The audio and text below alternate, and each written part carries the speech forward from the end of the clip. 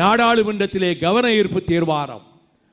நான் பெருமையோடு சொல்வேன், இந்திய நாடாளுமன்றத்தில் அது லோக்சபையாக இருக்கட்டும் ராஜ்யசபையாக இருக்கட்டும், ஒரே ஒரு உறுப்பினர் ஒரே ஒரு பிரச்சனை மீது 13 முறை கவன ஈர்ப்பு தீர்மானம் கொண்டு வந்த வரலாறு யாருக்கும் கிடையாது, உங்கள் சகோதரன் வைகோவை தவிர.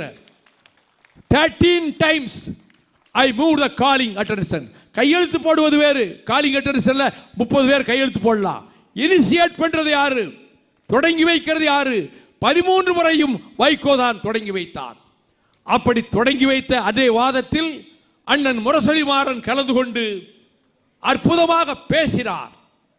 பேசி முடித்த பிறகு இந்திரா காந்தி அம்மையார் அவர்கள் எழுந்து, what is happening in Sri Lanka is nothing but genocide, இலங்கையில் நடப்பது இனப்படுகொலை என்று இந்திரா காந்தி அம்மையார் சொன்னார்.